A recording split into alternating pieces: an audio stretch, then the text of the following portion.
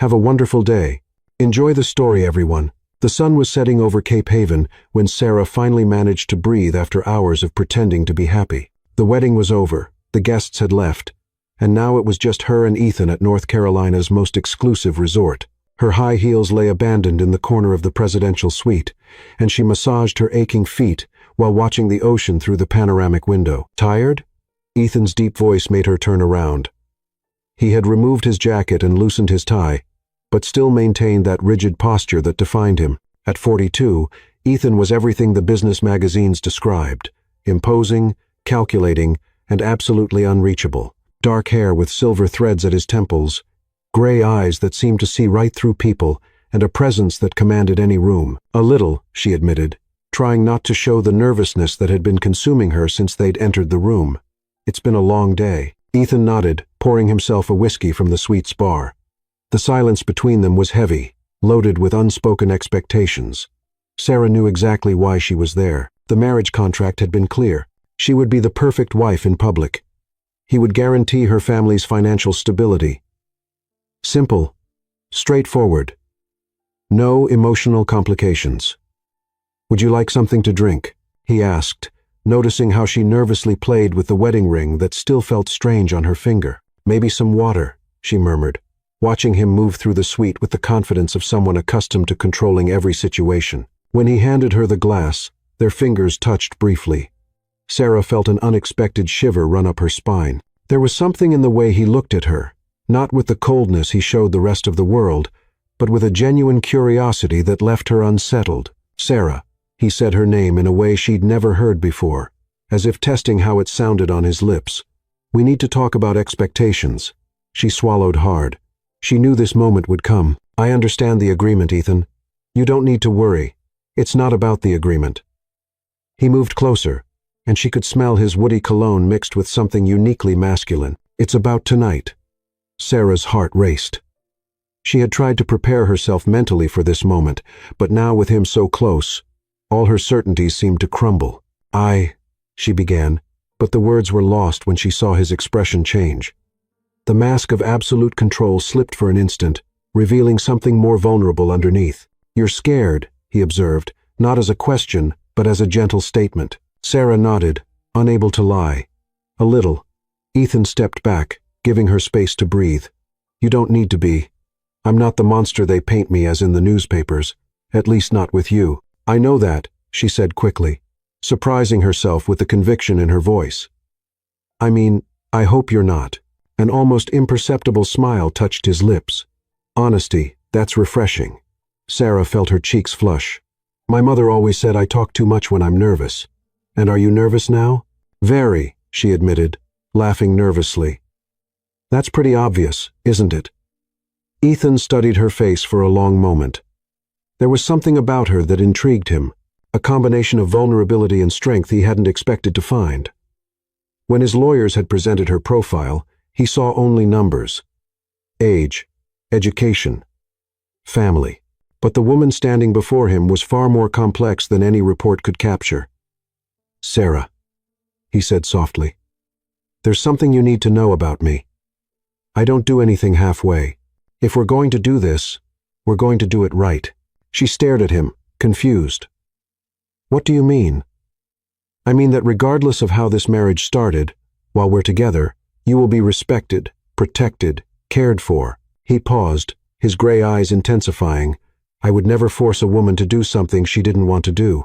The relief Sarah felt was so intense her legs almost gave out. She had spent weeks imagining terrible scenarios, fearing he would be cruel or indifferent. But there was something in the way he spoke, in the sincerity in his eyes, that reassured her. Thank you, she whispered. That means a lot to me. There's one more thing, he said, hesitating for the first time since she'd known him. I don't have much practice at being gentle. My life has been about business, contracts, strategies. This, he gestured between them, is new for me, too. Sarah blinked, surprised by the unexpected vulnerability. The powerful man who commanded business empires was admitting uncertainty, and that made him infinitely more human in her eyes. Maybe we can figure it out together, she suggested timidly. Something changed in Ethan's expression at that moment. The tension in his shoulders eased, and when he looked at her again, There was a warmth that hadn't been there before. "Yes," he agreed. "Maybe we can." The silence that followed was different, less charged with anxiety and more full of possibilities. Sarah felt she had crossed some kind of invisible line, moving from the territory of fear into something she couldn't name yet. "Ethan," she called softly. "Yes, there's something you need to know about me, too." She took a deep breath, gathering courage. I've never been with a man before." The words hung in the air between them like a sacred confession. Ethan went completely still, his eyes widening slightly as he processed what she had said. "You mean, you're a virgin?" she completed, her cheeks burning, but her gaze steady.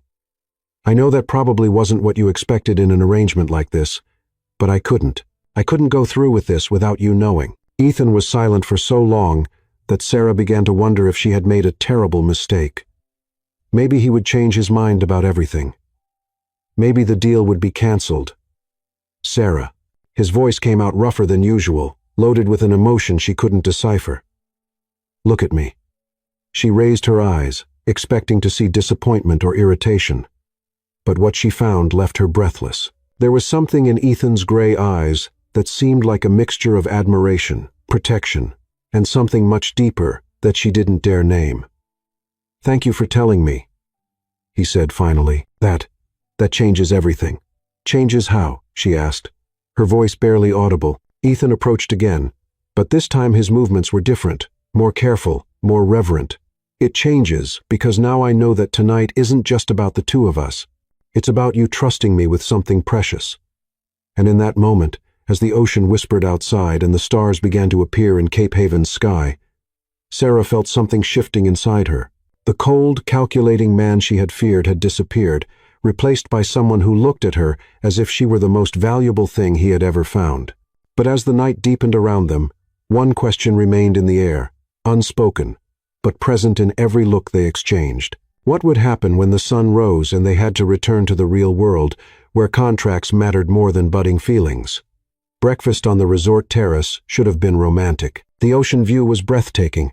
The morning breeze carried the salty scent of the sea, and golden rays of sunlight danced on the crystal-clear water. But the tension between Ethan and Sarah was so thick it could be cut with a knife. Ethan sat across the table, impeccable in his white shirt and tailored pants, reading emails on his tablet, as if it were an ordinary work morning. His dark hair was perfectly styled, and there was no trace of the vulnerability he had shown the night before. It was as if a switch had been flipped, transforming him back into the ruthless businessman the world knew. Sarah absent-mindedly stirred the berries on her plate, still processing what had happened between them a few hours earlier. The memory of his gentle hands, of his voice whispering sweet words in the dark, of how he had taken care of every detail to make her feel safe. All of it seemed like a dream compared to the cold man who was now completely ignoring her. "Ethan," she tried, hoping to capture his attention. He looked up for a moment, his expression polite but distant. "Yes, about last night," she began, but he interrupted her by raising his hand.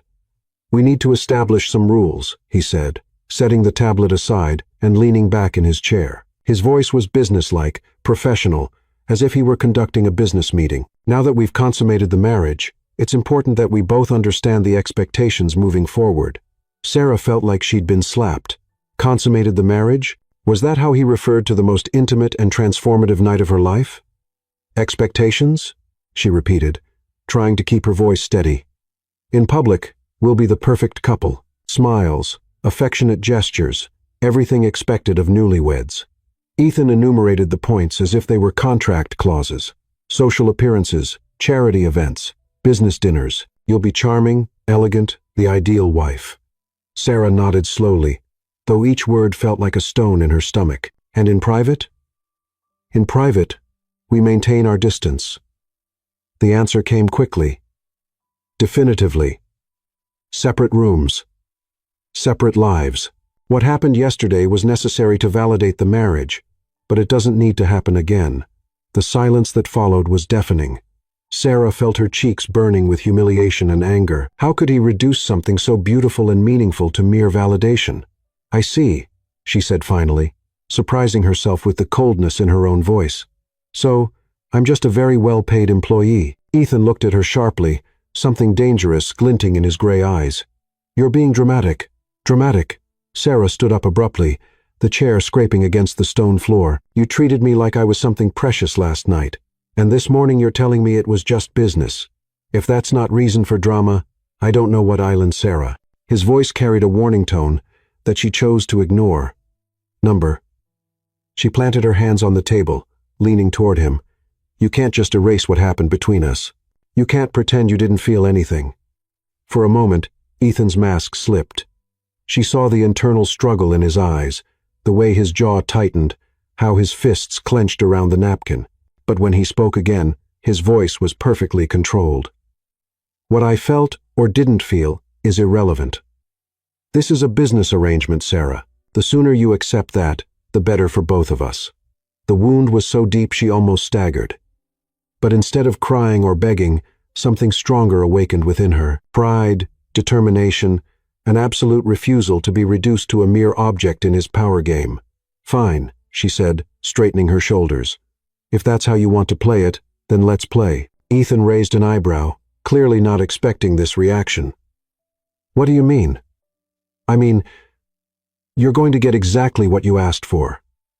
A perfect wife in public, distant in private, but don't expect me to be grateful for it." She grabbed her purse and headed for the terrace door. "When do you want to go back to Asheville?" "Our flight leaves at 3, he replied, visibly uncomfortable with the sudden change in her behavior. "Perfect. I'll spend the morning at the spa. I need to prepare for my new role." She paused at the door, turning to face him. "By the way, Ethan, you can pretend last night didn't mean anything, but we both know you're lying. The question is why?" With that, she left, leaving him alone on the terrace with his thoughts and the uncomfortable feeling that he had just lost something important without even understanding what it was. The next few hours passed in a careful dance of mutual avoidance. Sarah spent the morning at the spa, letting professional masseuses relieve the tension in her muscles while her mind worked furiously. She wasn't stupid. She knew there was something more behind Ethan's behavior. Men didn't change from hot to cold without a reason. When they met in the lobby for checkout, she looked impeccable. Navy blue midi dress, hair pulled back in an elegant chignon, makeup subtle but perfect. The ideal trophy wife, exactly as he had requested. "You look beautiful," Ethan said automatically, but there was something in his voice that suggested the words had escaped before he could censor them. "Thank you," she replied politely, as if speaking to a stranger. "Shall we?" The flight back to Asheville was tense. They sat in Ethan's private jet like two polite acquaintances, exchanging occasional pleasantries while he worked, and she pretended to read a magazine. But beneath the polished surface, an electric current ran through the space between them. Ethan found himself watching her from the corner of his eye, noticing how she bit her lower lip when she was thoughtful, how her fingers drummed nervously against the leather armrest. There were moments when he opened his mouth to say something, apologize perhaps, or explain. But then he remembered why he had imposed those rules in the first place. Sarah, for her part, was hyper-aware of his every movement. When he got up to get water, she noticed how the muscles in his back moved under his shirt. When he ran his hand through his hair in frustration over some email, she remembered how she had felt those same fingers on her skin the night before. "Are you okay?" he asked when he noticed she had become very quiet. "Perfectly fine," she replied with a smile that didn't reach her eyes. "Just thinking about my new role. I want to make sure I exceed expectations." There was something in the way she said it that made Ethan shift uncomfortably in his seat. He had gotten what he wanted: distance, control, boundaries. So why did he feel like he had just made the biggest mistake of his life? When they landed in Asheville, the reality of their new life hit them full force. The limousine took them through the city to Ethan's mountain property, an imposing mansion that dominated the valley below like a modern castle. It was impressive, intimidating, and completely lifeless. "Welcome home," Ethan said as they climbed the marble steps of the main entrance. Home. The word sounded strange coming from him, as if he didn't really believe in it himself. Sarah looked around the entrance hall. High ceilings, contemporary art on the walls, everything impeccably decorated and absolutely impersonal. "Mrs. Lee will show you to your room," Ethan said, gesturing to an elegant Asian woman who had appeared as if materialized from thin air. "She takes care of the house. If you need anything, you can ask her." "Is my room far from yours?" Ethan asked. "No, it's Sarah asked, and there was an edge in her voice that made his expression harden. Opposite sides of the house, he confirmed. You'll have complete privacy. Perfect. She turned to Mrs. Lee with a genuine smile. I'd love to see it if you don't mind. As they climbed the curved staircase, Ethan stood in the hall, watching them disappear. The house, which had always been his sanctuary, suddenly seemed too big and too empty. In the room that would be hers, Sarah stood at the window, looking down at the impeccably maintained garden below. It was beautiful, she had to admit. But beauty without warmth was just a pretty prison. Mr. Blackwood is a good man, Mrs. Lee said softly, as if she could read her thoughts. Just careful. Very careful. Sarah turned to look at the older woman. Careful about what? Mrs. Lee hesitated, then just shook her head. It's not my place to say, but she paused. Sometimes the most careful people are the ones who most need someone to make them feel safe. With those enigmatic words, she left, leaving Sarah alone with her thoughts and the growing certainty that there was much more to Ethan than he allowed anyone to see. The question was she willing to fight through his defenses to discover what was hidden underneath? Outside her window, storm clouds began to gather on the horizon, promising that the calm after their wedding night was about to end. 3 weeks, 21 days of polite, distant coexistence, 21 days of silent dinners, formal greetings in the mansion's hallways, and lonely nights in separate rooms. Sarah was starting to feel like a ghost in her own life, floating through the luxurious rooms without leaving any mark. The routine was always the same. Ethan left for the office before 7, 0 inches the morning, and returned after 9 at night. When they were in the same room, he was courteous but distant, as if she were a permanent guest whose presence he had grown accustomed to tolerating. She, in turn, kept the promise made in Cape Haven. She was the perfect wife in public and completely invisible in private. But beneath the polished surface, both were falling apart. On that particular Thursday, Sarah was in the library when she heard footsteps on the marble staircase. It was only 4, 0 inches the afternoon, too early to be Ethan. She hid behind the tall bookshelves, curious, and saw him appear in the library entrance with his tie loose and an exhausted expression she had never seen before. He headed directly to the bar in the corner of the room, pouring himself a generous whiskey, before throwing himself into the leather armchair near the fireplace. For a long moment, he just sat there, staring into the amber liquid as if it contained answers to questions he didn't want to ask. Sarah hesitated. Over the past 3 weeks, they had maintained a careful dance of mutual avoidance. But something in his posture, the way his shoulders fell, how his head rested against the back of the chair, touched her deeply. Rough day? She asked softly. Stepping out from behind the shelves, Ethan jerked, spilling some of the whiskey. Jesus, Sarah, I didn't know you were here. Sorry, I was reading. She gestured vaguely to the book in her hands. You look tired. For a moment, she thought he would dismiss her with one of his polite but distant responses. But then something shifted in his expression, and he gestured to the chair across from him. Sit, he said quietly, if you want to. It was the first real invitation he had made since they returned from Cape Haven. Sarah set the book aside and settled into the chair, suddenly aware of how intimate the situation was, just the two of them in the library, gilded by the late afternoon sun, with the rest of the massive house quiet around them. Bad meeting? She tried again. Ethan took a long sip of the whiskey before answering. Something like that. Sometimes I wonder why I work so hard to build something that could disappear overnight. There was a rawness in his voice that made her lean forward. What do you mean? He studied her for a long moment, and she could see him weighing whether or not to trust her with whatever was eating him up inside. Have you ever been betrayed by someone you thought loved you? He asked finally. The question hung between them like a loaded weapon. Sarah felt her heart start to race, sensing they were approaching something dangerous and important. No, she answered honestly. But I can imagine how devastating that would be. Ethan nodded slowly. I thought I could imagine too until it happened to me. He stood up abruptly, walking to the large window that overlooked the gardens with his back to her, shoulders tense. He looked like a man preparing for war, or maybe remembering one he had already lost. Her name was Rachel, he said, his voice so quiet that Sarah had to strain to hear him. We were married for 5 years, I thought. I thought I knew her. Sarah felt something cold settle in her stomach. She had known that Ethan had been married before. It wasn't exactly a secret, but he had never talked about it. Now, listening to the pain in his voice, she understood why. "What happened?" she asked gently. "Everything," he said bitterly. "She was having an affair for 2 years with my business partner. They were planning to take half of everything I had built and disappear together." Sarah's hand flew to her mouth. "Oh my God, Ethan, I found out by accident. A private investigator I had hired to look into some missing funds discovered that Rachel was transferring money to offshore accounts. When I confronted her, he shook his head, running a hand through his hair. She didn't even try to deny it, just smiled and told me I was naive for thinking anyone could love a cold bastard like me for free." The silence that followed was deafening. Sarah felt tears prick her eyes at the pain she could hear underlying every word. Suddenly, his behavior since their wedding night made perfect sense. The walls, the distance, the insistence on keeping their relationship purely business. It was all armor against being hurt again. "I'm so sorry," she whispered.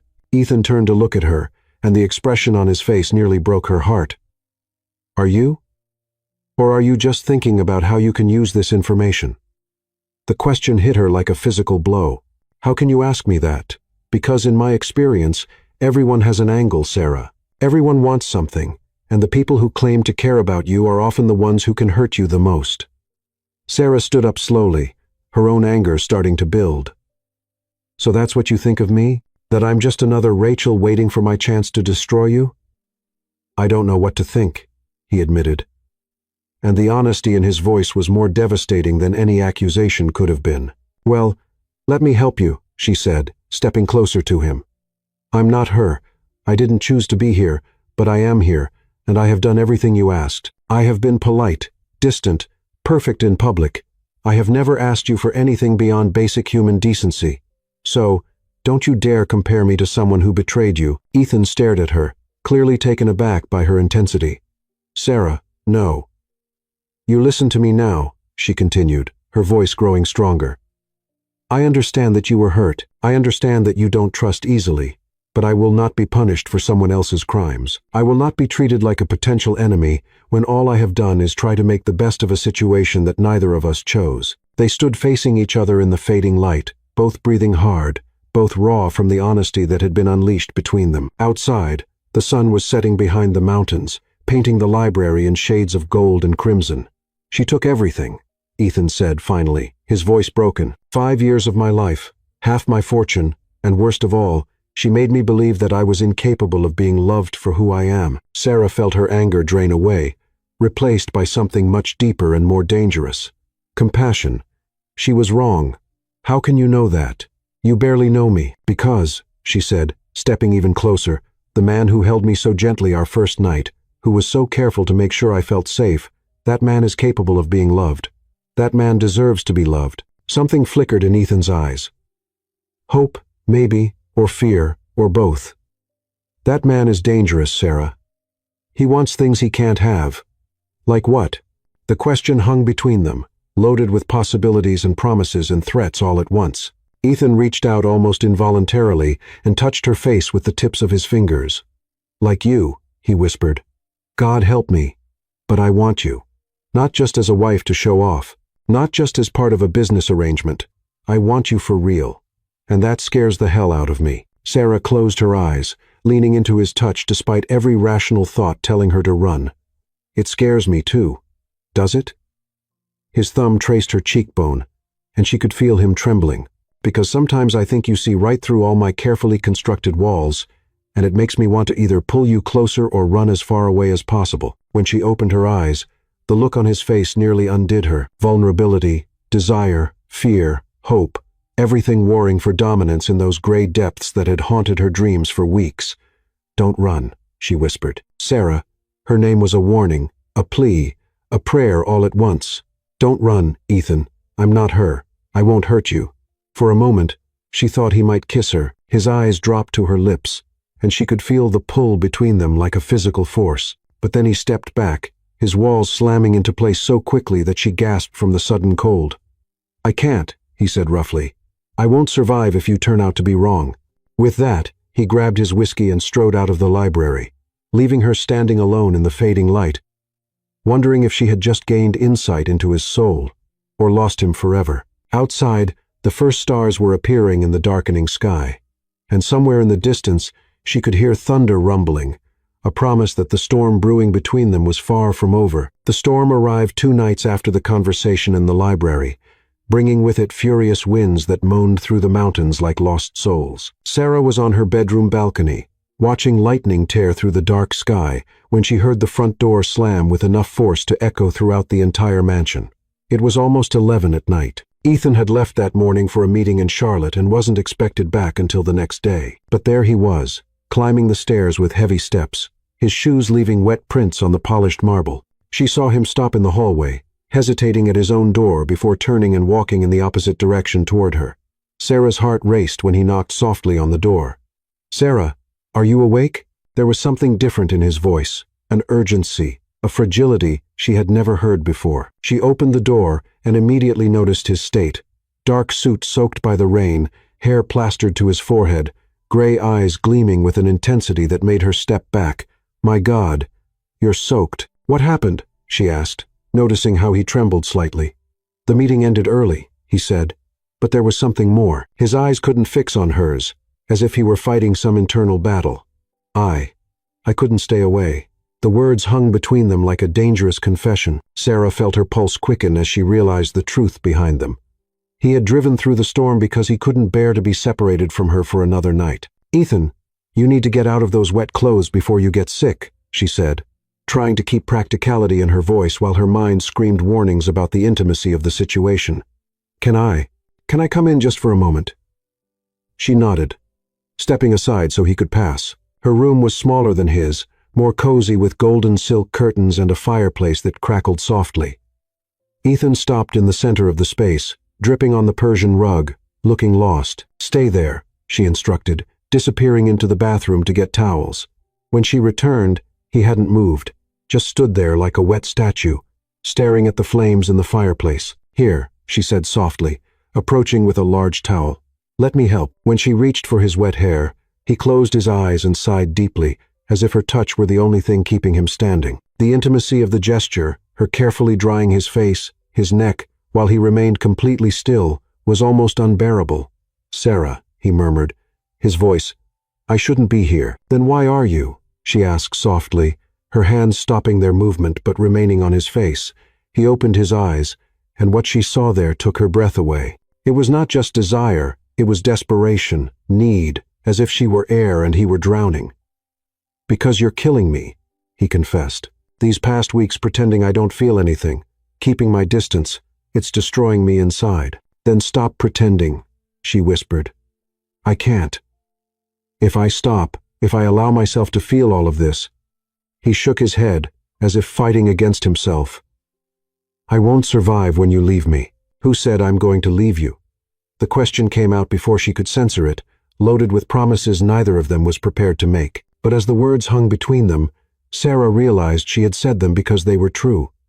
"You don't understand," Ethan said, his hands rising to cover hers on his face. "Rachel knew me for 5 years, and still she managed to destroy me. You've known me for a few weeks, and you already have enough power to completely annihilate me." "I'm not her," Sarah said firmly, echoing the words she had said in the library. "No, you're not," he agreed, his thumbs tracing her cheekbones. "You're worse. She wanted my money, my status. You see me, the real man behind all the armor, and somehow you still haven't run." Lightning illuminated the room, followed by thunder that made the windows shake. The storm was getting stronger, but neither of them noticed. They were lost in each other in the charged space between them that pulsed with unspoken possibilities. "Maybe I'm not running because I don't want to," she said, her voice barely audible above the sound of rain beating against the windows. Something broke in Ethan's expression at that moment. Years of careful control, of walls built brick by brick, of refusing to trust. Everything crumbled before the simple sincerity in her voice. "Sarah," he whispered, her name like a prayer on his lips. She saw the exact moment he surrendered. His hands slid from hers to her waist, pulling her closer with a gentleness that contrasted with the intensity in his eyes. She could feel the warmth of his body through his wet shirt, could see the raindrops still glistening on his eyelashes. "May I continue?" he asked, echoing the words he had whispered in Cape Haven, but this time loaded with so much more weight. This time he wasn't just asking permission to touch her, he was asking permission to surrender completely. In response, she rose on her tiptoes, closing the distance between them until her lips were just a whisper away from his. "Yes," she murmured against his mouth. The kiss that followed wasn't like the first one in Cape Haven, careful, exploratory, gentle. This was pure hunger, years of loneliness and pain pouring out in a moment of desperate connection. Ethan kissed her as if she were his salvation, his hands tangling in her hair, pulling her against him as if he couldn't have her close enough. Sarah melted into his arms, every nerve ending in her body coming alive as he kissed her with an intensity that made her tremble. She could feel the change in him, the walls that had been in place for so long finally crumbling, leaving only the man underneath, vulnerable and desperate for connection. When they finally broke apart, both were breathless. Ethan rested his forehead against hers, his eyes closed as if memorizing the moment. "I'm terrified," he confessed against her lips. "Me, too," she admitted, her hands rising to rest against his chest, where she could feel his heart beating wildly. "But maybe we can be afraid together." He opened his eyes then, and what she saw there took her breath away again. It was love, not the careful attraction or controlled desire she had glimpsed before, but real, deep love, terrifying in its intensity. "You have no idea what you're doing to me," he murmured, his hands tracing her face as if she were made of something precious and fragile.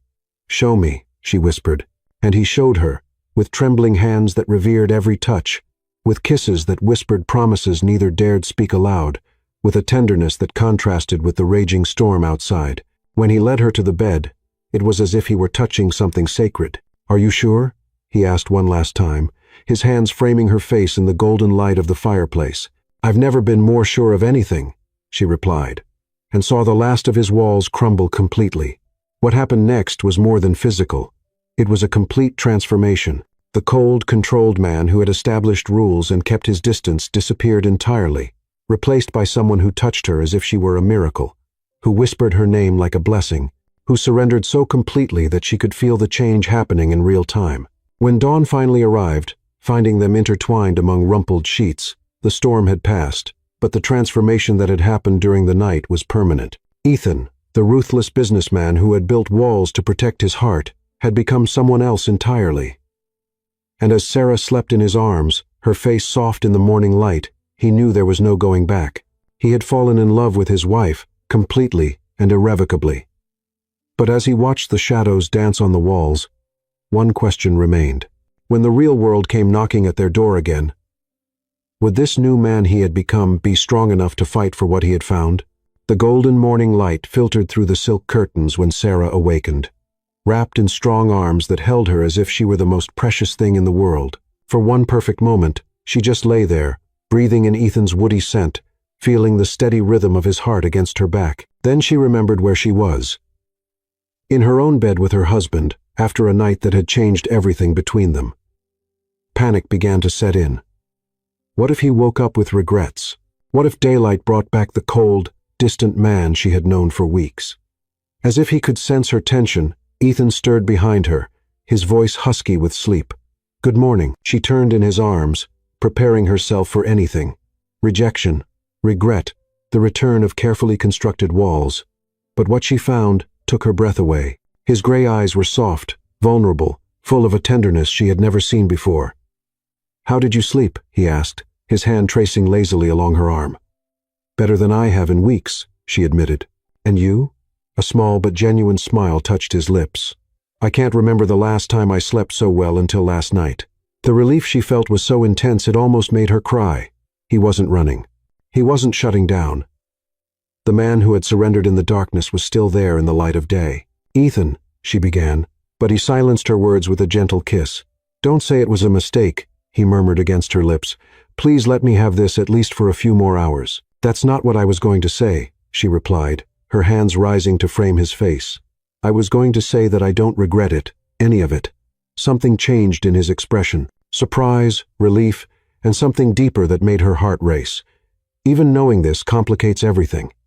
Especially because of that," she said with conviction.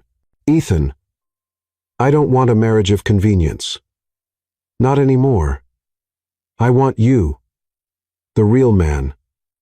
Not the edited version you show the world. He studied her face for a long moment, as if searching for signs of lies or manipulation. When he found none, something in him relaxed completely. "You have no idea what you're asking for," he said softly. "The real man, he has scars, nightmares, moments when he can't trust his own shadow." "Then let me help heal them," she replied.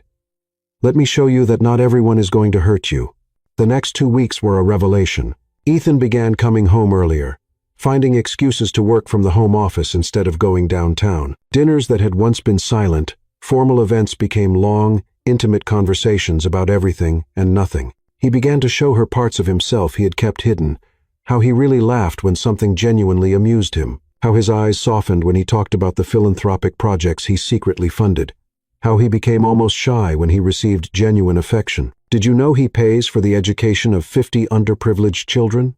Mrs. Lee said one afternoon when Sarah found her preparing dinner, "and that there's an entire hospital in Guatemala that exists because of him?" "He never mentioned that," Sarah replied, surprised but not shocked.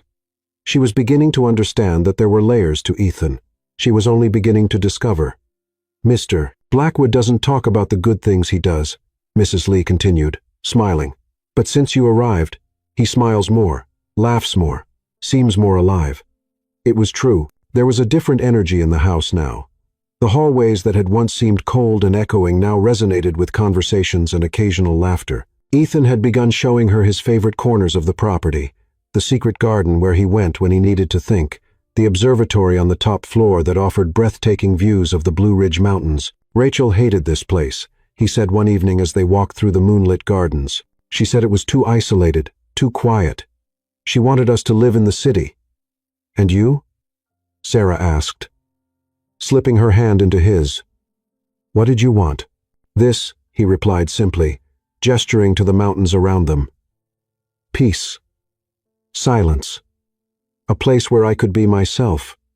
"And can you be yourself?" He stopped walking, turning to face her in the silver light. "With you? Yes. By some miracle? Yes. But not everything was perfect. There were moments when Ethan still fought against years of conditioning, when the walls began to rise automatically before he consciously tore them down. There were nights when he woke in cold sweats from nightmares about betrayal and abandonment, and she soothed him back to sleep with gentle words and tender touch. "Sometimes I wonder when you're going to realize you can do better," he confessed one night after a particularly bad nightmare. "Better than what?" she asked, tracing calming circles on his chest. "Than a broken man who can't even trust his own wife without questioning her motives." Sarah propped herself up on her elbow to look him in the eyes. "Ethan Blackwood, you listen carefully. I don't want better. I want you. All of you. The good parts, the hurt parts, the parts that are still learning to trust again. Do you understand?" But the truth was that the outside world was beginning to invade their perfect bubble. Important meetings couldn't be postponed indefinitely. Social commitments that had been canceled during their honeymoon needed to be fulfilled. "We have to go to the Carter Foundation charity ball on Friday," Ethan said one morning over breakfast, and Sarah could see the reluctance in his eyes. "It'll be our first real public appearance as a couple," she observed. "Yes. And the whole world will be watching, looking for cracks, trying to figure out if our marriage is real or just a convenient arrangement." Sarah laughed, reaching for his hand across the table. "Well, we'll have to disappoint them then." "What do you mean?" "I mean, it'll be impossible for anyone looking at us to doubt that we're completely in love with each other." The word love hung between them like a confession. Neither had said it out loud yet, though it was obvious to any casual observer. Ethan squeezed her hand, his eyes intensifying. "We are, aren't we?" he said softly. "In love, hopelessly," she confirmed, feeling her heart race at the admission. "Good," he said, bringing her hand to his lips to kiss her fingers. "Because I plan to spend the rest of my life proving you made the right choice." But even as they exchanged promises over coffee and morning light, neither of them knew that forces were already moving to test those promises in ways they couldn't imagine. In an office across town, documents were being prepared, phone calls were being made, and a woman with perfectly styled blonde hair and a smile that didn't reach her eyes was making plans that threatened to destroy everything Ethan and Sarah had built. But for now, in the mountain mansion, where love had finally found a home, they had peace. And sometimes in life's most precious moments, peace is enough to make anyone believe that happy endings are possible. The question was, When the storm came, and it would come, would this newfound love be strong enough to survive? Sarah stared at the pregnancy test in her trembling hands for the third time in 5 minutes, as if the 2 pink lines might magically disappear if she wished hard enough. But they remained stubbornly visible, an unmistakable declaration that would change everything. Pregnant. She was pregnant. Sitting on the cold marble floor of the master suite bathroom, she had moved into Ethan's room 2 weeks earlier. She tried to process the enormity of the situation. It wasn't that they hadn't been careful, but apparently not every precaution was foolproof. The sound of the front door closing echoed through the house.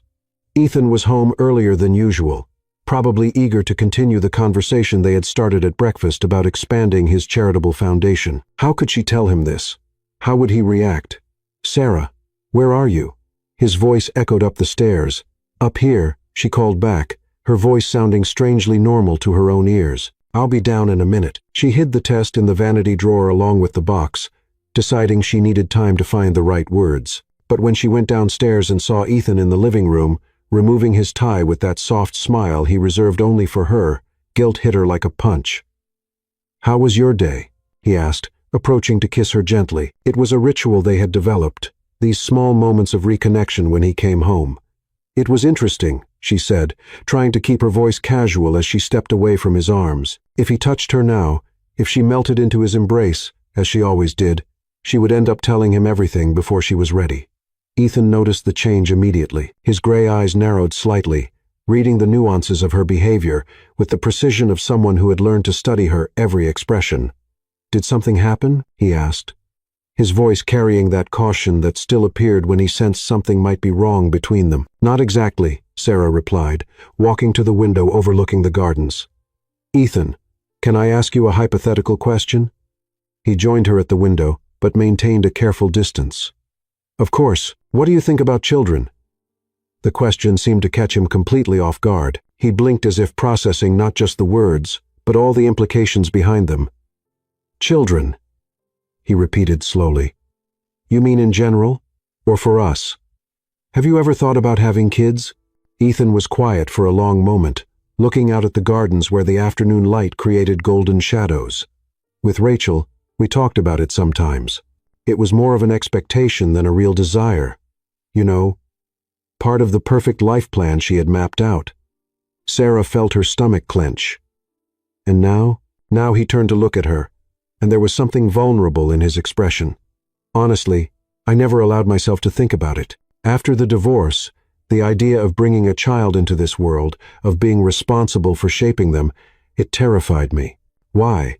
Because what if I was like my father?" The admission came out so low she almost didn't hear it.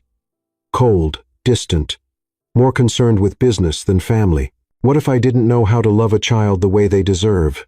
Sarah's heart broke a little.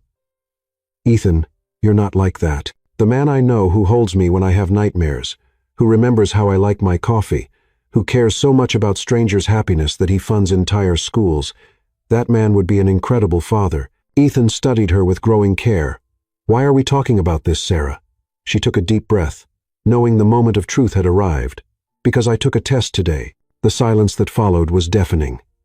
Sarah watched as the words registered, saw the exact moment when their full meaning hit him. Ethan went completely still, his eyes widening, his face paling slightly. "A test," he repeated, his voice barely above a whisper. "2 lines," she confirmed, her own hands shaking now. "I'm pregnant, Ethan." For a moment that seemed like eternity, he just stared at her. Sarah could see his mind working, processing, calculating, the businessman in him trying to analyze the situation from every angle. But then something else took over, something deeper and more primal. "Pregnant," he said again, this time with wonder. His hands moved instinctively toward her, stopping only when he realized she was still tense, waiting for his reaction. "I know we didn't plan this," she began quickly. "I know it complicates everything, that we haven't talked about having children, that maybe it's too soon, Sarah." His voice cut through her words, firm but gentle.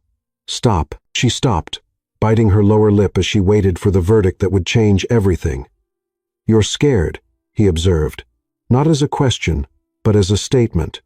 "Why are you scared?" "Because—" She swallowed hard. I don't know how you feel about this. I don't know if you want this.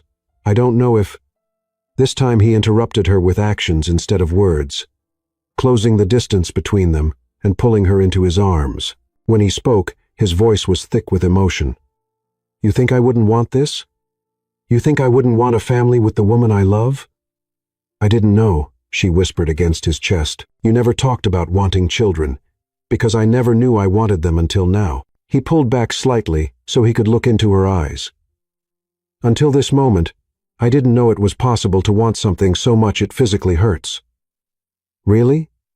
she asked, barely daring to believe. "Sarah, when I was married to Rachel, the idea of having children was abstract. It was something people did because it was expected. But the idea of having a child with you, of starting a family with you—" He paused, his voice catching slightly. "It's terrifying and wonderful and perfect all at once." The tears she had been holding back finally fell, but this time they were tears of relief and joy. "So, you're happy? Happy?" Ethan laughed, a rich, genuine sound that filled the air between them. "Sarah, I'm ecstatic. I'm terrified, but I'm ecstatic." He placed his hands gently on her still flat stomach, and the reverence in his touch made her start crying again. "There's really a baby in there?" he asked in wonder. "According to the test, yes, and according to the fact that I've been nauseous every morning for the past week." "Morning sickness," he said as if testing the words. "God, I'm an idiot. I should have noticed. You're not an idiot." It took me a while to realize, too. Ethan knelt before her, placing his hands on her belly and resting his forehead against it. "Hi, baby," he whispered, and the tenderness in his voice nearly undid her. "I'm your daddy, and I promise I'm going to do better than my father did with me. I promise you'll never wonder if you're loved." Sarah ran her hands through his hair, watching this powerful, feared man completely melt at the prospect of becoming a father. "We're going to do this together," she said softly. "You don't have to do this alone." He looked up at her, and the love she saw there was so intense it left her breathless. "How am I going to thank you for this? For giving us a family? You don't need to thank me. We did this together."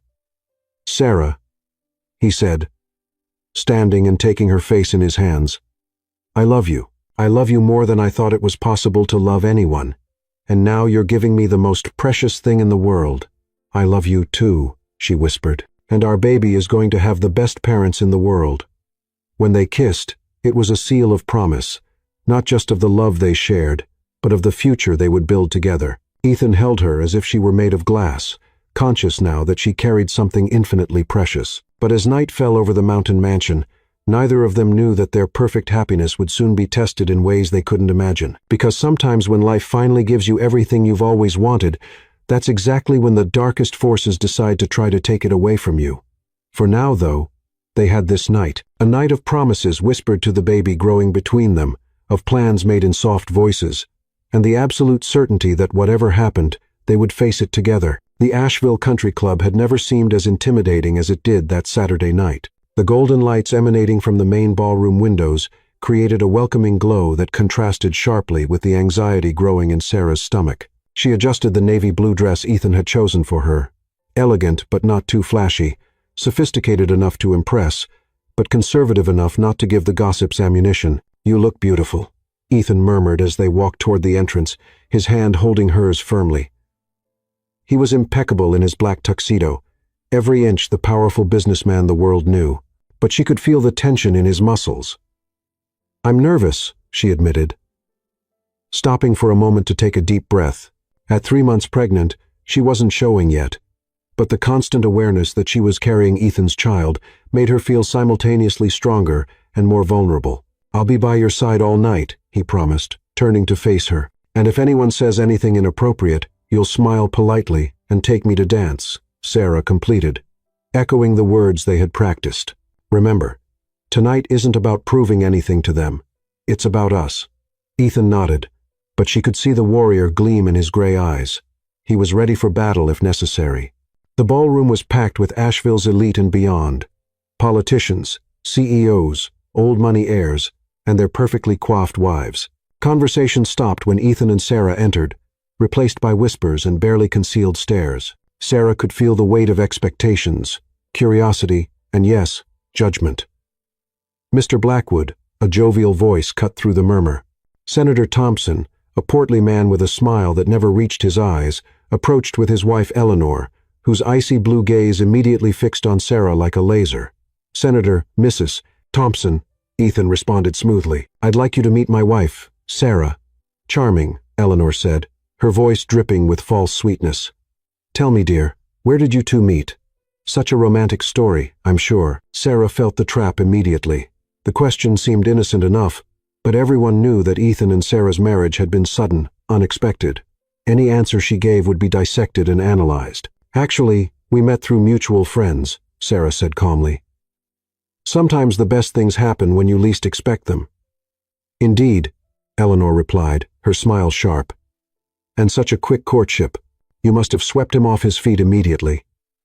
Before Sarah could respond, a familiar laugh cut through the conversation. She turned to see Charlotte Bennett approaching, a woman she recognized from society magazines, tall and willowy with platinum blonde hair and a reputation for being the informal queen of Asheville's social scene. Darling Eleanor, don't interrogate the poor girl, Charlotte said, but her eyes were already studying Sarah like a scientist examining a specimen. We're all just so curious about Ethan's surprising choice. The word surprising hung in the air like a challenge.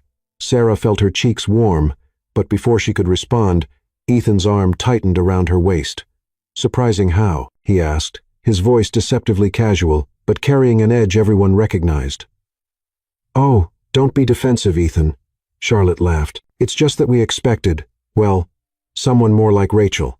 Established, connected, someone from our world. The implication was clear. Sarah didn't belong. She wasn't good enough. She was an interloper who had somehow tricked her way into their exclusive circle. I see, Ethan said coldly.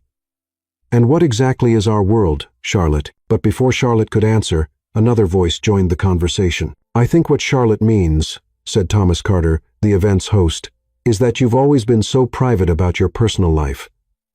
This marriage came as such a surprise to all of us. As did my divorce, Ethan pointed out. I wasn't aware that I needed approval from a committee for my personal decisions. The tension was becoming palpable. Other guests were starting to edge closer, sensing drama. Sarah realized that this was exactly what they had wanted to avoid, a public confrontation that would give the gossip mill food for months. Ethan, she said quietly, placing a gentle hand on his arm, would you like to dance? For a moment, she thought he might refuse, might continue this verbal sparring match that could only end badly. But then he looked down at her, and something in her calm demeanor seemed to ground him. I'd love to, he said, offering her his arm. As they made their way to the dance floor, she could hear Charlotte's voice behind them. Well, she certainly has him trained already. The comment was designed to carry, to wound.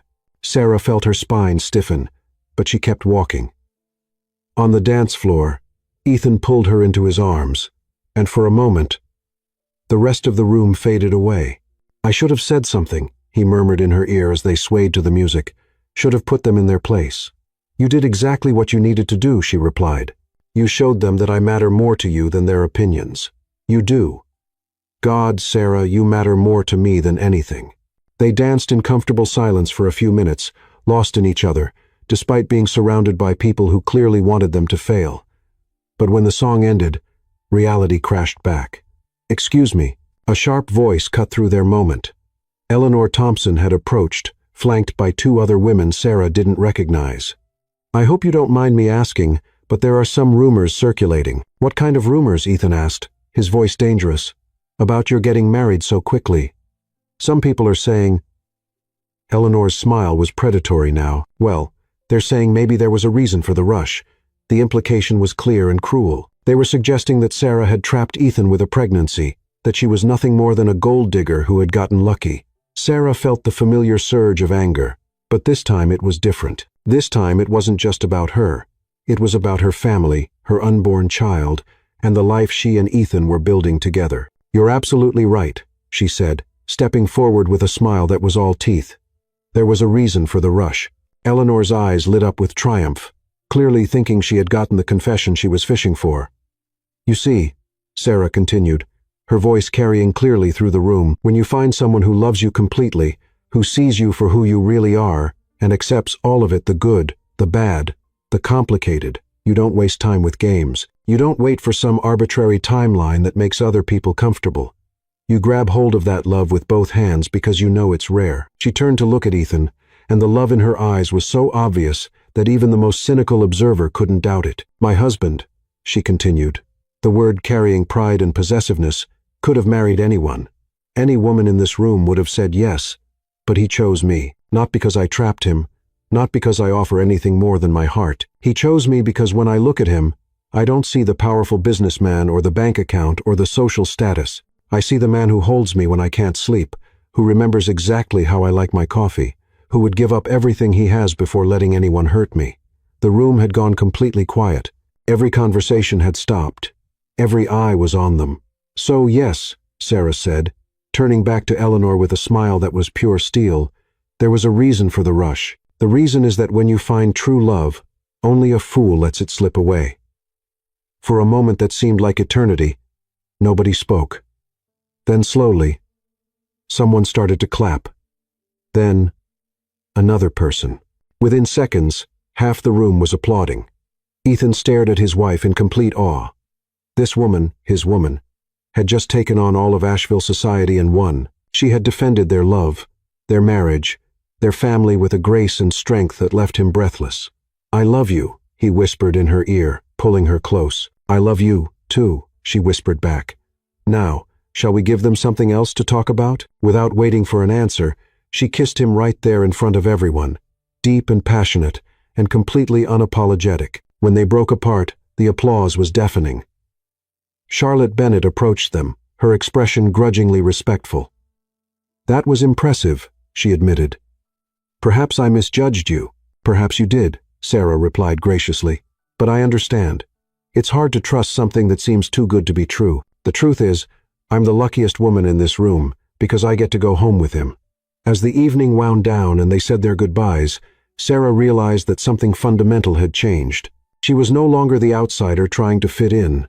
She was Ethan's wife, carrying his child, and she had proven that she belonged wherever she chose to stand. You were magnificent tonight, Ethan told her as they drove home through the mountain roads. I have never been more proud to be standing beside anyone. We are a team, she said simply. That's what marriage means. We face the world together always, he asked.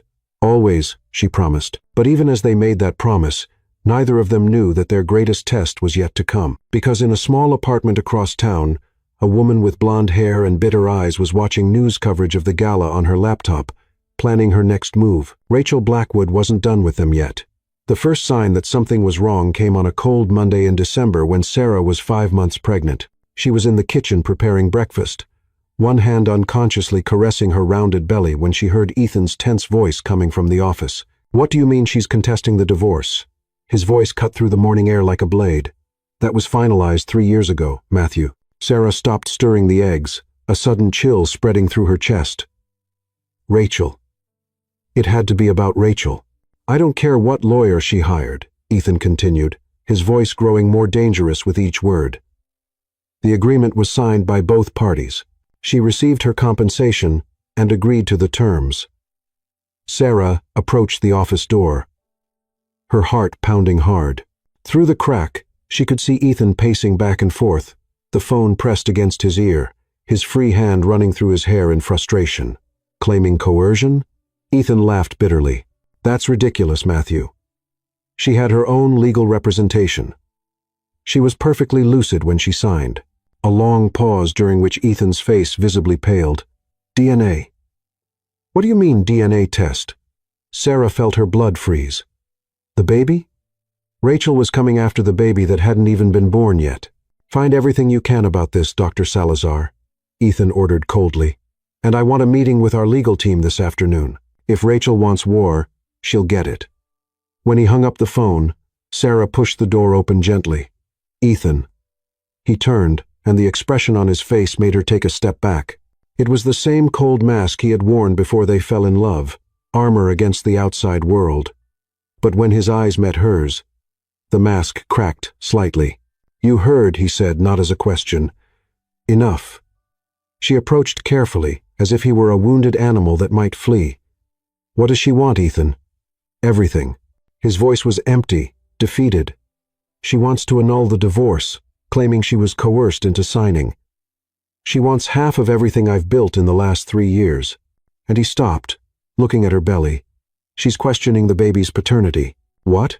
Sarah felt like the ground had disappeared beneath her feet. But that's insane. How can she? She hired a private investigator. Apparently, there are photos of you with me before our official wedding. She's claiming we were having an affair during my marriage to her. But that's a lie, Sarah exploded. We never met before our wedding day. I know that. You know that. But she has a doctor who's willing to testify that the conception dates coincide with a business trip I took to New York. A trip that, according to her, included secret meetings with you. Sarah sat heavily in the nearest chair, her hands trembling. She's fabricating evidence. Of course she is.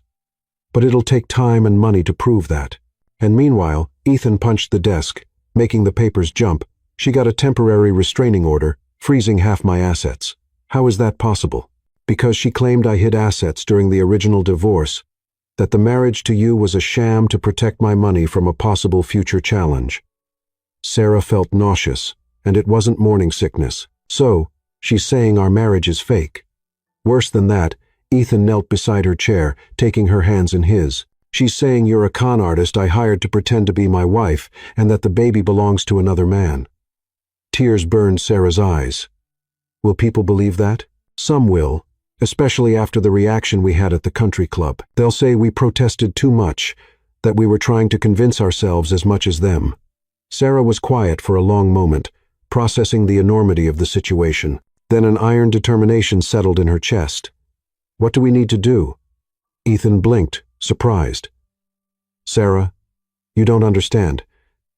This is going to be public, dirty, invasive. They're going to dig into every aspect of our lives. They'll question everything about you, about us. I understand perfectly, she interrupted. I'm asking what we need to do to fight this. You did think I was going to run? She stood up, placing her hands on her belly. Ethan Blackwood, this woman is attacking our family, our child. Do you really think I'm going to let this slide? For a moment, he just looked at her with admiration. She's going to come after you with everything. She'll try to destroy your reputation, your family. Then she better be prepared for a fight, Sarah replied fiercely. Because I'm not the scared little girl who married you out of obligation. I'm your wife, the mother of your child, and nobody is going to destroy our family without going through me first. The next few weeks were a nightmare of depositions, investigations, and sensational headlines. Blackwood heir and paternity scandal screamed the tabloids. Fake marriage or true love, speculated the magazines. Rachel appeared on every talk show that would have her, always impeccable in her designer suits, crying perfectly timed tears as she told her story of betrayal and abandonment. I loved Ethan with all my heart, she sobbed to a sympathetic host.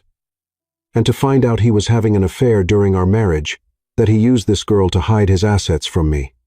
It's devastating. Sarah watched it all from home, her fury growing with each well-crafted lie. Ethan tried to make her stop watching, but she refused. I need to know what she's saying, she insisted. I need to understand how she's building her version of the story. This is only hurting you. What's hurting me is that people believe her, Sarah shot back. That they think our love is a sham. The situation worsened when Rachel's investigator presented photographs that supposedly showed Sarah in New York months before their wedding. The photos were blurry, clearly manipulated, but convincing enough to create doubt. How did she get these photos? Sarah asked Ethan's lawyer during a tense meeting. They're probably of a woman who looks like you, Matthew replied wearily. Or they were digitally altered. But it'll take time to prove that. Time we don't have, Ethan murmured. The jury of public opinion is already deciding. That's when Mrs. Lee appeared at the conference room door, looking troubled. Sorry to interrupt, she said, but there are reporters at the front door. And, she hesitated, I got a strange call today. Someone offering money for information about the family. Ethan stood up abruptly. How much? $50,000. For anything that proves your marriage is fake. The silence that followed was heavy as lead. Sarah felt a sudden tightness in her stomach. Not physical pain, but the crushing weight of what they were facing. This isn't going to end, is it? She asked softly. It will, Ethan said with iron determination. because we're going to fight with everything we have. And when we're done, Rachel will regret trying to destroy our family." But that night, as they lay in bed, Sarah turned to him in the darkness. "Ethan," she whispered, "are you sure it's worth it? All this suffering, all this exposure. Maybe it would be better to just give her what she wants." "Never," he replied immediately, pulling her closer. "Never, Sarah. This isn't about money. It's about our family. It's about not letting a liar destroy everything we've built." He placed his hand on her belly, where the baby was kicking gently. "This baby is mine. You are my wife, and I will fight until my last breath to protect that." But as they held each other in the darkness, neither of them knew that the worst was yet to come. Because Rachel Blackwood wasn't just trying to get the money back, she was trying to completely destroy the life of the man who had dared to find happiness without her. And she was just getting started. The day of the trial dawned gray and cold, with heavy clouds promising snow. Sarah stood in front of the bathroom mirror, adjusting the navy blue blazer that barely closed over her 7-month belly. Her hands trembled slightly as she applied lipstick, a soft rose tone that Ethan had said made her look radiant and confident. "Are you ready?" Ethan appeared behind her in the mirror, impeccable in his charcoal suit. But she could see the tension in his gray eyes, the stiffness in his shoulders that revealed how nervous he really was. "As ready as I can be," she replied, turning to face him. "You?" "I'm ready for this to be over," he said, gently pulling her into his arms. "I'm ready for us to just be us again." The courthouse was packed when they arrived. Journalists, onlookers, and those who simply wanted to see the drama unfold filled the benches. Sarah felt dozens of eyes on her as she walked down the aisle, her hand firmly intertwined with Ethan's. Rachel was already there, sitting at the plaintiff's table with studied elegance. She wore a conservative black suit and had styled her hair in a low chignon that made her look simultaneously vulnerable and professional. When her eyes met Sarah's, she smiled, a cold smile that didn't reach her eyes. "Ladies and gentlemen," Judge Harrison began, his voice echoing through the silent courtroom, "we are here to determine the validity of various claims presented by Mrs. Rachel Blackwood against her ex-husband, Ethan Blackwood, and his current wife, Sarah Blackwood." The first few hours were brutal. Rachel's lawyer, an oily man named Gregory Stone, presented his version of events with a theatricality that made Sarah's stomach turn. "Ladies and gentlemen of the jury," he declared dramatically, "you will see evidence of an elaborate conspiracy to defraud my client of her rightful claim to marital assets. You will see how Ethan Blackwood, aided by this young woman, orchestrated a fake marriage to hide assets." He pointed at Sarah with a theatrical gesture. "Look closely at this woman. Young, beautiful, conveniently pregnant at the perfect moment to solidify her position. But is the baby she carries really Ethan Blackwood's? Or is it part of an elaborate sham?" Sarah felt tears burn her eyes, but she refused to let them fall. She wouldn't give Rachel the satisfaction of seeing her break. Then it was Matthew's turn to present the defense. Tall, distinguished, with a voice that commanded respect, he stood with calm confidence. "Ladies and gentlemen of the jury," he began, "you will hear a very different story today. Not a story of conspiracy and fraud, but a story of true love that blossomed under unlikely circumstances. You will see evidence, real evidence, not speculation, that proves unequivocally that Ethan and Sarah Blackwood have a genuine marriage based on mutual love." The first day was devoted to Rachel's testimony. She cried at the right moments. Her voice trembled at appropriate times, and she painted a picture of herself as a devoted wife betrayed by the man she loved. "I knew something was wrong," she said, delicately dabbing her eyes with a tissue. "Ethan was distant, secretive. When I confronted him about his frequent trips to New York, he said it was just business, but I knew. A wife always knows." "And when did you discover Mrs. Sarah Blackwood?" Gregory asked leadingly. "It was devastating," Rachel whispered. "Seeing the photographs, knowing he was having an affair during our marriage, it was like my world fell apart. Sarah watched it all with growing horror. Rachel was convincing, almost believable. If she didn't know the truth, she might have believed the performance too. But then came Matthew's cross-examination, and everything changed. "Mrs. Blackwood," he began calmly, "you mentioned frequent business trips to New York.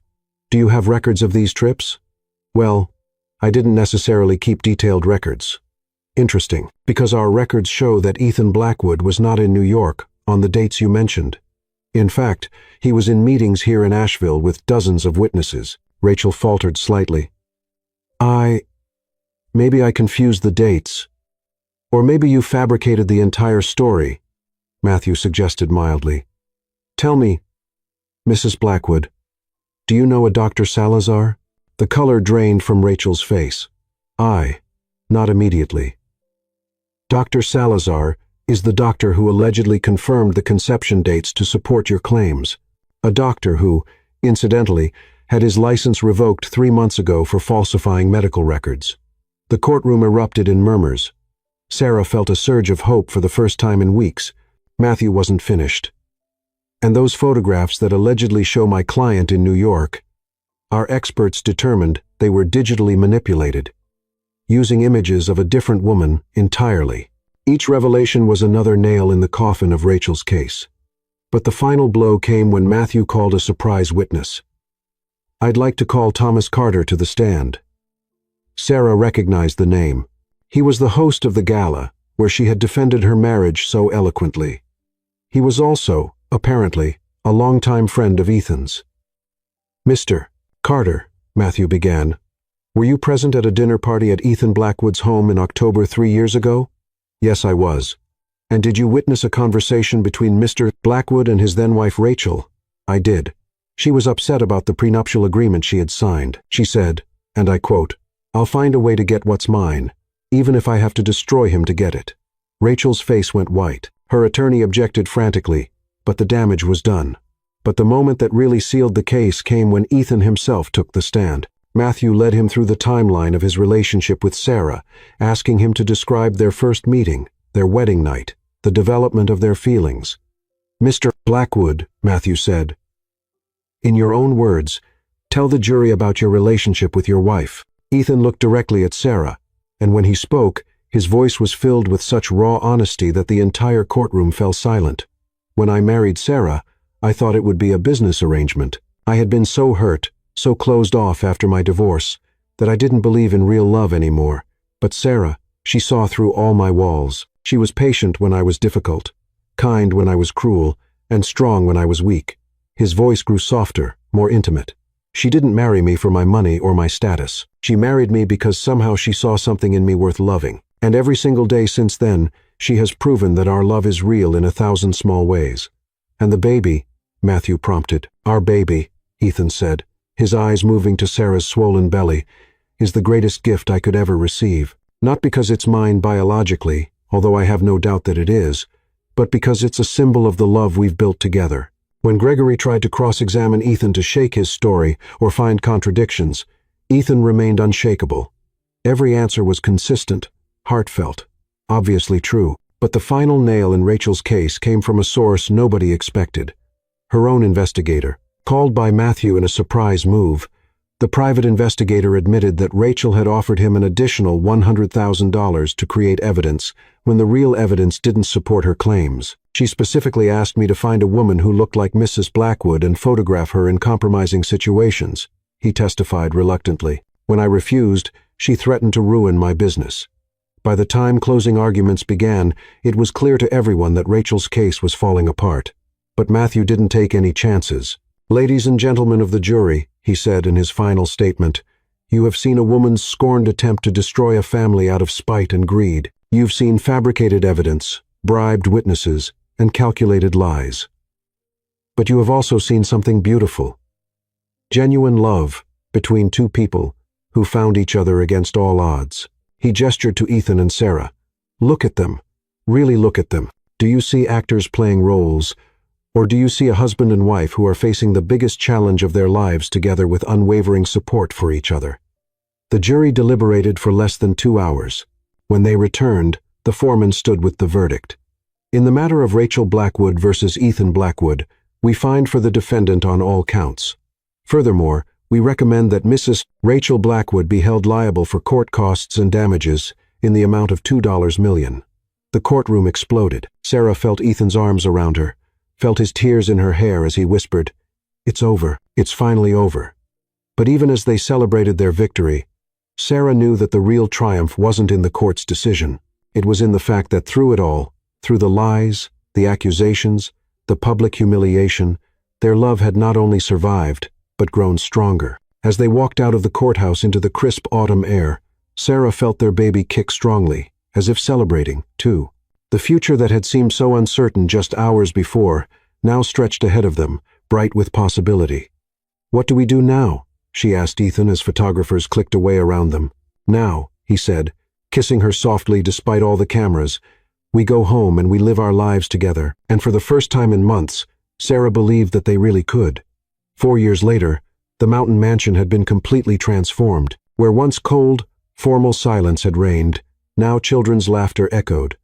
Little feet ran through marble hallways, and there was the joyful chaos of a house truly inhabited by love. Sarah was in the kitchen decorating a dinosaur-shaped birthday cake when she felt small arms wrap around her legs. "Mommy," Daddy said, "I can help with the candles." Noah, or Nicky, as everyone called him, looked up at her with his father's gray eyes, but with a radiant smile that was all his own. At 4 years old, he was a perfect mix of both, Ethan's determination and Sarah's gentleness. "Of course, sweetheart," she said, lifting him up so he could reach the cake. "But be careful not to lick the frosting before the party." "I wasn't going to do that," Nicky protested with exaggerated innocence, a blue chocolate smudge already at the corner of his mouth. "Of course not," Ethan said, appearing in the kitchen doorway with Lily in his arms. At 2 years old, their little daughter was a perfect miniature of Sarah, with curly golden hair and green eyes that sparkled with mischief. "Daddy," Nicky shouted, reaching his arms toward his father, "look at the cake me and Mommy made." "It's incredible, champ," Ethan said, passing Lily to Sarah and picking up his son. "I think this is going to be the best birthday party ever." Sarah watched husband and son interact with the same warmth in her chest that she felt every day for the past 4 years. Ethan had become exactly the father she always knew he could be, present, loving, involved in every detail of the children's lives. "Mommy, when are people coming?" Lily asked, playing with Sarah's necklace. "In a little while, princess." "Should we put on your new dress?" The party was an absolute success. The garden was full of children running among colorful decorations, parents chatting animatedly, and the kind of genuine joy that reminded Sarah how good life was. Mrs. Lee, now officially part of the family, more like a grandmother than an employee, was on the porch watching the chaos with a satisfied smile. "Very different from how it used to be," she commented when Sarah joined her for a moment. "Very different," Sarah agreed, watching Ethan chase a group of children through the garden, roaring like a dinosaur while they screamed with delight. "Sometimes I can barely remember how we used to be. You were 2 people afraid to love," Mrs. Lee said wisely. "Now you're a family." Later, after the guests had gone home and the children were tucked into bed, Ethan and Sarah found themselves alone on the porch, watching the stars appear in the clear mountain sky. "Happy?" Ethan asked, pulling her closer. "Incredibly," she replied, snuggling into his arms. "You?" "Happier than I ever thought possible," he admitted. "Sometimes I still can't believe all this is real." "It's real," she assured him, gently kissing his neck. "Our life, our family, our love. It's all real." They stayed in comfortable silence for a moment, just enjoying the peace of the moment. Then Sarah took a deep breath, knowing it was time to share the news she had kept all day. "Ethan," she said softly, "I have something to tell you." "What is it?" he asked, but there was something in his tone that suggested he already suspected. "Well," she turned in his arms so she could see his face, "remember when you said our family was complete?" His eyes widened slightly. "Sarah, it seems it wasn't as complete as we thought," she said with a smile that lit up her entire face. "I'm pregnant again." For a moment, Ethan was completely still. Then, slowly, a smile spread across his face. The same smile she had fallen in love with years ago, but now loaded with 4 years of shared happiness. "Really?" he whispered. "Really. 8 weeks." Ethan swept her up in his arms and spun her around, both of them laughing like teenagers. When he set her back down, his eyes were shining with unshed tears. "God, Sarah, how do you keep giving me everything I always wanted but never knew I needed?" "Because that's what people who love each other do," she replied simply. "They build a life together, one surprise at a time." "Nicky and Lily are going to be thrilled," he said, his hands moving instinctively to her still, flat belly. "Or they'll be terribly jealous," Sarah laughed. Either way, we'll figure it out together. Oh, together, Ethan repeated, and the word carried all the weight of a promise kept through years of joys and challenges. As the night progressed, they talked about the future, about baby names and nurseries, about how they would tell the children and when they would reveal it to the world. But mostly, they just marveled at the miracle of their growing family. "You know what amazes me most?" Sarah said when they finally decided to go inside. "What?" "How it all started with an arranged marriage between two strangers and became this." She gestured to the house filled with evidence of their intertwined lives. Family photos on the walls, toys scattered in corners, small shoes next to large ones by the door. "We weren't strangers for very long," Ethan observed, kissing her forehead. "I think our souls recognized each other from the very first moment. Do you believe in that? In soulmates?" "I didn't used to," he admitted. "But then you came into my life and showed me that some things are too big to be explained by logic. Sometimes, you just have to accept the miracle." Later, lying in the bed they had shared for 4 years, Sarah watched Ethan sleep. Even in sleep, he kept a protective hand over her, a habit he had developed during her first pregnancy and never abandoned. She thought about the journey that had brought them here, the initial reluctance, the walls they had torn down one brick at a time, the storms they had faced and overcome together. She thought about Rachel, who had tried to destroy what they had built, only to discover that true love couldn't be broken by lies or greed. Most importantly, she thought about the future that stretched ahead of them. Decades of shared mornings, birthdays and graduations, small daily joys, and big life milestones. A life built not on contracts or convenience, but on the solid foundation of genuine love and mutual commitment. When Ethan stirred in his sleep, murmuring her name, she smiled in the darkness. Some people wait their whole lives for their happily ever after. She had found hers in an arranged marriage with a stranger who turned out to be the love of her life. And as new life grew within her, carrying the promise of even more love and joy, Sarah knew their story was far from over. In fact, it was just beginning the next chapter of a life that had proven richer and more beautiful than any fairy tale could promise. Because the best happily ever afters aren't the ones that end at the altar. They're the ones that continue being built day after day, year after year, through the transformative power of true love. And in the mountain mansion where it all began, a family slept in peace, secure in the knowledge that they had found something rare and precious, a love that would last a lifetime. Sometimes the best love stories begin disguised as cold agreements. Sarah and Ethan discovered that the heart doesn't understand contracts. It only knows how to love. From initial fear to deep love, they proved that when two souls meet, not even the most painful past can prevent the blossoming of a bright future. Because true love doesn't need to be perfect from the start, it just needs to be real, brave, and willing to grow.